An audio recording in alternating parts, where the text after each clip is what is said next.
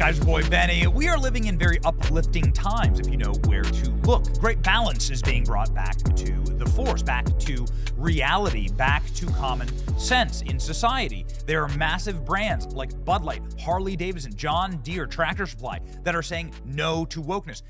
Companies across the world are canceling DEI programs, and many are saying, yeah, actually, we should just stick to making light beer, tractors, or motorcycles and stop with using our platform for political activism. Most people do not want divisive politics in sports or in their everyday life or in the consumer brands that they enjoy, and most especially in their entertainment. Most people have a stressful life and just want to sit the hell back and be entertained a little bit and not have an agenda shoved down their throat. And so we can prove, ladies and gentlemen, that we are mathematically winning. We can prove with hard data that we are actually on the ascendancy for those of us who have been calling for this for a very long time. And I would list this channel as one that is adjacent to the people who've been doing this in the cultural space the best, like Critical Drinker, Geeks and Gamers, Nerdrotic, and the entire family. All hail the fellowship, FNT. Check this out, ladies and gentlemen. The Acolyte trailer. The signs were there from the very beginning. Here, the trailer gets ratioed with over 1 million downvotes. Then the unthinkable happens, and they actually release The Acolyte, a agenda-driven Star Wars story for Disney Plus, written and directed by Harvey Weinstein's former personal assistant, who only gets promoted in Hollywood. That's right, Leslie Headland. And check this out, another ratio from the fans. Then they promote the next episode's another ratio from the fans. You completely turned off the show and the entire Star Wars franchise into a dumpster fire. It really is the worst. The power of cringe. Audience score. Oh, yes. The show featured so many moments, but for instance, they had lesbian space witches conceiving children, and pronouns in Star Wars. These things can't be undone. You've broken Star Wars, and the average audience score was as low as 13%. We covered that, and has never creeped above 20%. And speaking of creeps, did you know that Harvey Weinstein's former personal assistant created The Acolyte? Just a reminder. So Nielsen TV ratings don't lie. This is the hard data. The Acolyte sucked. Look at this. By far the lowest views per episode, despite the Disney shills saying otherwise. No statistician, but this downward trajectory for The Acolyte is very, very bad. Check this out. The Acolyte's budget is monstrous. Is the second highest budget for any of the Disney Star Wars projects.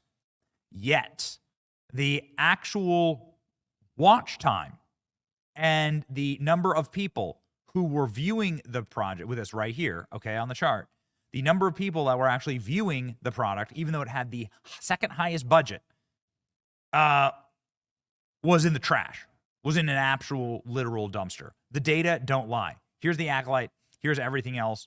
Mandalorian, Boba Fett, and everything else. And so this should come as no surprise to you that it got canceled. Now, it got canceled in part because of the massive cultural backlash and damage done to the Disney Star Wars brand. Maybe they are learning.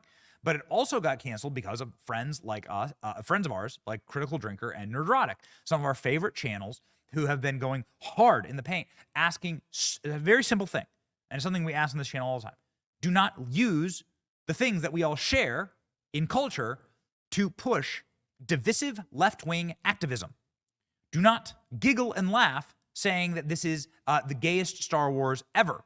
I would say arguably the gayest Star Wars, I think by a considerable margin. And are you excited about that? Are you bracing yourself? Star Wars.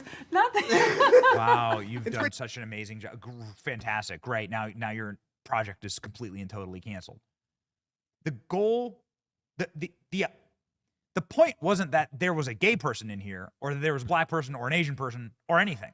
The point was that your story was garbage. You sacrificed characters and story development on the altar of a progressive agenda. That's why your series bombed, and also why now it is canceled. And the internet is completely and totally rejoicing. our friend Geeks and Gamers over here with a banger. The Acolyte officially canceled. The power of one season. Yeah, people are excited about that. Just read the comments. The Acolyte has now been canceled. We will not be seeing any more intersectional diversity Star Wars. Does this mean that Kathleen Kennedy is out of a job? We're not exactly certain.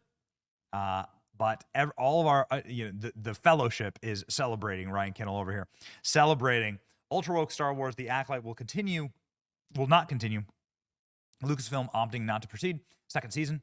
This is such a massive destructive bombshell to Leslie Headland and Amanda Stenberg. Widely criticized for ignoring the Star Wars canon. Most criticized episode where lesbian space witches were forced to create babies. Tell me about the Acolyte. Fuck off. Yes. But you know that there are going to be shills. You know that in this world there are going to be people who are going to scream and rage at those channels that actually did the most damage to the series. It's worth noting, and I think actually Gary from Nerdrotic actually says this. It's worth noting that this was canceled not because of critics. This is an amazing thing. Not because of critics, but because of the fans, and most importantly, because of the fans talking about it and communicating and networking about it. Remember, critics had nothing to do with the cancellation of the Acolyte, only analytics, metrics, corporate interests, and most of all, viewership. The show failed because it betrayed the brand, put agenda before legacy characters, and sincere storytelling. Gary from Nerdrotic saying, no, it wasn't critics, it was the fans openly talking about it and killing those analytics. Yes. And it's really, really amazing to see the desperate attempt to save the Acolyte. They directly targeted channels like Critical Drinker and Nerdrotic. Remember this clip that was deleted from Looper. Some audience members have issues with the show's diversity and LGBTQ+ themes, and those should be dismissed. However, viewers should genuinely examine the legitimate criticisms the Acolyte has received. Cultural critics like the Critical Drinker and Nerdrotic have dubbed the show lore-breaking for its recent revelations, but their commentary isn't productive. Rather, it encourages bigotry and hatred over a show that's just getting started. As always, rage bait and review bombings distract from actual criticism. In particular, Episode 3 has proven to be controversial, and perhaps rightfully so. Ooh, oh yes, Critical Drinker and Nerdrotic. They're inspiring bigotry and hatred. No, the thing that inspired hatred of the Star Wars brand and people being against that brand had nothing to do with anything other than the agenda, the brand being destroyed by left-wing agendas. Hey, Looper, why did you delete this post stating that yours truly and Critical Drinker are encouraging bigotry with our reviews of a poorly written streaming show? The only one I see doing that are actually Lucasfilm. They're their own worst enemy. So Critical Drinker is being attacked because the shills, congrats bigots, you won. How does it feel? Look at this.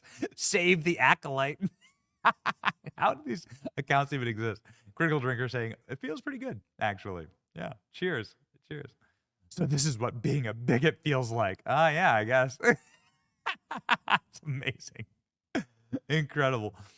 Bigoted against garbage. Yeah, I guess so. If you didn't watch The Acolyte simply because you weren't interested or you didn't watch it, but you expressed that, you're now a bigot. So predictable. That's right. People who just hate bad, glorious. How does it actually feel? People that hate what they've done with Star Wars, you're now bigots for disliking the fact that they've turned Star Wars into a political brand. How's it feel? So good. It feels great, man. Yep, absolutely amazing. I'm getting destroyed. You took everything from me. I don't even know who you are. Yeah. The Acolyte stands. Look at that. Save the Acolyte. It has 1,000 followers. Look at that. Okay. Save the Acolyte. Please do it. Could you imagine having your entire personality tied up in saving the Acolyte?